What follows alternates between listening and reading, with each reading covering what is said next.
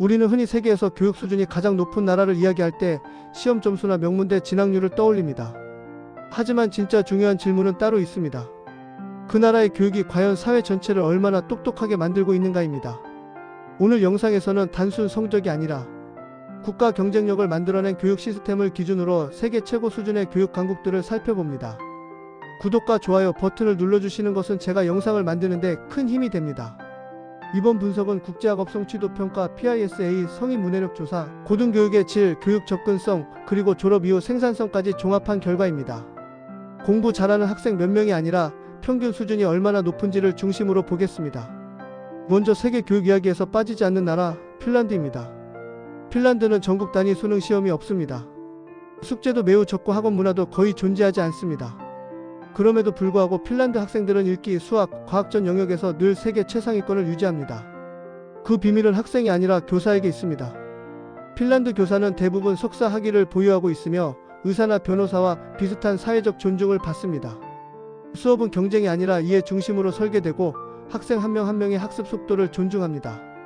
핀란드 교육은 아이를 몰아붙이지 않으면서도 깊이 있는 사고력을 키워줍니다. 다음은 싱가포르입니다. 핀란드와는 정반대의 모델이지만 결과는 동일하게 강력합니다. 싱가포르는 국가가 직접 교육을 설계합니다.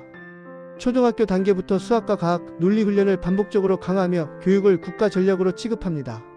싱가포르 학생들은 국제 수학과학 평가에서 항상 최상위권을 차지하며 이 성과는 암기식 공부가 아닌 문제 해결 중심 교육에서 나옵니다.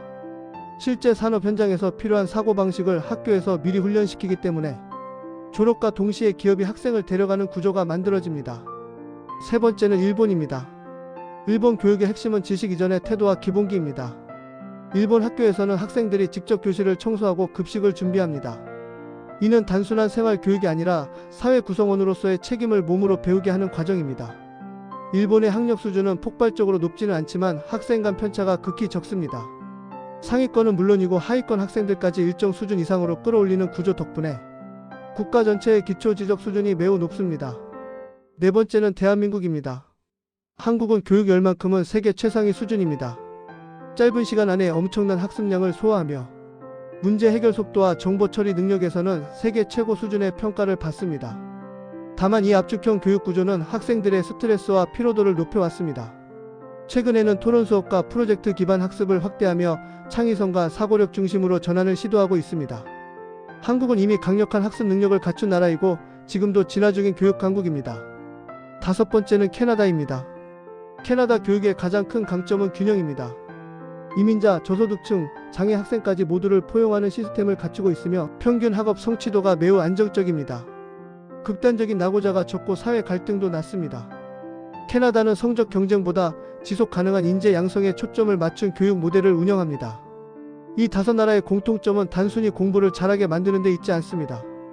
교육을 통해 사회 전체의 사고 수준을 끌어올리고 그 결과를 경제와 산업 경쟁력으로 연결시킨다는 점입니다. 교육은 시험을 위한 도구가 아니라 국가의 미래를 설계하는 핵심 시스템입니다.